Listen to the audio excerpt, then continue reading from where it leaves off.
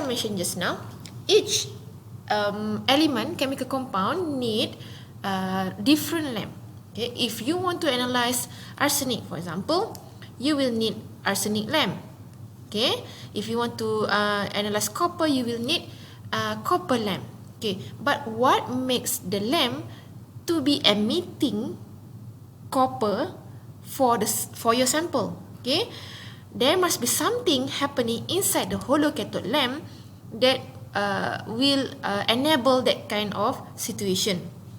Okay, why this happen? Because the lamp is comprised of a cathode, okay, whereby when it is electrified, it will undergo excitation and then emission.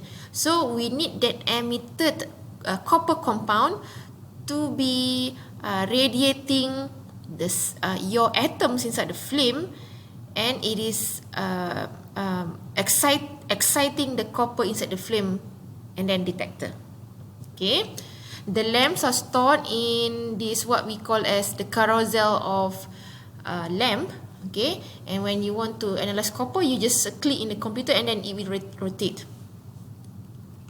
Okay, let us see on the process occurring inside hollow cathode lamp, or abbreviated as HCl, not HCl, yeah, not ni, but this one HCl. We have a huruf besar L. Okay, in, for example, HCl of copper. Okay, a hollow copper cathode lamp is needed.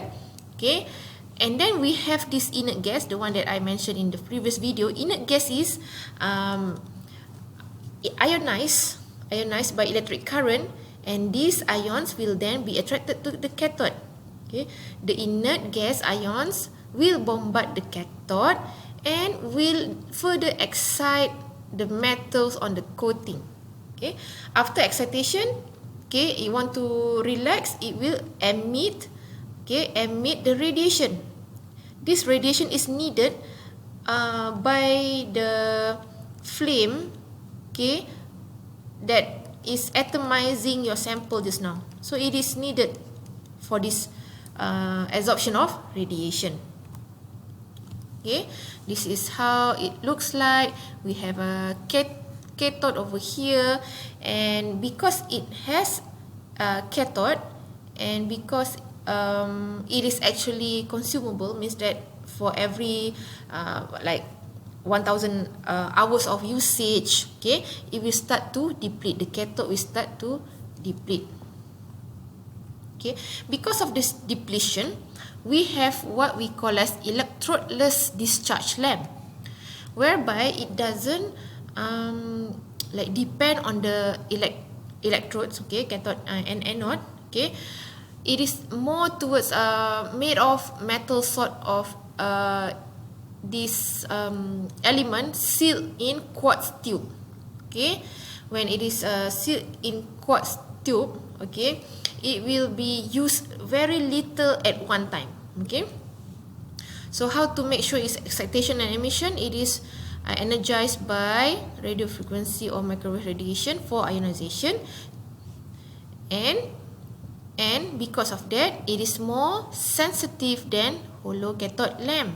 Okay, when it is more sensitive, it will give you lower detection limit. Okay, so if let's say you want to analyze iron, the detection limit is not that good. So between a hollow cathode lamp and EDL, okay, electrodeless discharge lamp here, you prefer to use EDL. Okay, this is available for a variety of elements stated here. And then we go into sample introduction. Okay, sample, you see that the volume of the sample inside volumetric flask is quite high. This is a 100 ml sample because of the limitation of requiring very high volume I mentioned before. Okay, sample introduction. Most of your sample will be dissolved in water, but sometimes samples can be dissolved in certain amount of organic solvent just to be dissolving it, and then like 90% of the rest of the solution is water. Okay, can we introduce samples that prepared inside organic solvent 100%. Okay, let me know inside the WhatsApp group.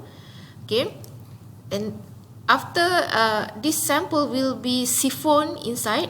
Nampak ni ada like tube over here. It will be siphoned inside, and then it will go all those process, nebulization, desolvation, volatilization. Then it will go into atomization inside the flame. Okay, in the video I showed you before.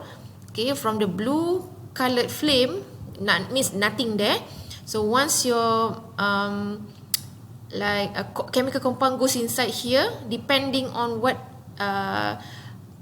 chemical elements, okay, it will change into colors. Okay, just like how you did in inorganic chemistry. Okay, so what happened after you atomize? It will be absorbing the light given by your hollow cathode lamp just now. Okay, now we want to understand about the burner. Why understanding the burner is important? Okay, you have to remember, you have to refresh your memory on this one. What's this? This is the Beer-Lambert's law. The adsorbance is depending on your path length. Okay, in atomic absorption spectroscopy, the path length is depending on your burner, because the burner, okay, producing the flame ni panjang ni, is like the gateway for your sample coming in, right? Remember? So imagine you have a HCl over here. It will be emitting light. Okay, nampak ni path length ni panjang mana? The path length, if you are using air acetylene, is up to 10 cm. Okay, so the burner heat over here can be up to 10 cm, starting from 5 to 10 cm. Okay, means that you will get higher adsorbent when you compare it when you use 1 cm lah, kan? Okay, between 10 cm and 1 cm, your adsorbent will be higher. Therefore, your concentration means more trace element can be analyzed. Okay, the burner head, this is the 10 cm slot burner, is more recommended if you are using oxidant fuel combination of air and acetylene. Okay, it is suitable for that. If you use nitrous oxide coupled with acetylene flame, you should use shorter burner head. Okay. Now let us go and understand about the oxidant fuel combination. Oxidant is air, fuel is acetylene. Okay, we have several fuel. Okay, and we have several oxidant. And you see the temperature range. Why do we need to choose carefully on the temperature range? Remember that in the process of AAS, we don't really want ionization. We just want the atom to be absorbing the radiation. So in order to like prevent ionization from happening further, you have to understand what temperature is the best for your element. Okay, if let's say you are just analyzing iron, copper, all those element with low melting point, it's just okay to use natural gas air or acetylene air. Okay, but if you have element such as titanium, vanadium, chromium, and then all those aluminum having higher melting point, then you should use hotter flames that can be produced by nitrous oxide acetylene. It can go up to 2800 degrees C. Okay, at 2800 degrees C, they will be atomized reasonably. But if you use nitrous oxide acetylene for those having low melting point, they will undergo ionization. Okay, how do you want to understand which one to choose? It is always stated inside the manual book of the brand. Now we go into flameless atomizer. graphite furnace, or also known as aka graphite furnace or electrothermal atomization. The flame is replaced by electrically heated graphite tube. And when you are talking about tube, means that there's no flame at all. The tube is like masak lah senang cerita. It's going to cook. Okay, it's going to cook your sample. Okay, because you are using graphite tube, the tube is really small. Only a few microliter sample is placed. Okay, in flame AAS, I said just now between 2 to 5 mil kan. So if let's say you are working with forensic analysis, graphite furnace is really good because usually in forensic analysis, you only have several mil of sample and you can have more. Okay, what happens if after you put inside tube? So this is the tube over here, no flame at all. Okay, what happened? Okay, you sample is introduced here. Okay, it's like a droplet only, and then all those power supply to heat the tube will start to atomize your sample. Okay, same hollow cathode lamp for each element. Okay, because of the small tube over here, it enables you to only drop smaller amount of liquid. The best thing is graphite furnace can also drop or introduce solid sample. Why? Okay, wait. Okay, why? Because we have this program. We have drying. Okay, we have charring. The charring will decompose the matrix, meaning that if you put solid, if you put, for example, wastewater sludge, or if you put rice, cereal, whatever, it decomposes the matrix and leaving behind only your analyte. Isn't it cool? Okay, means that you don't have to prepare sample, the lengthy sample, sample preparation. Okay.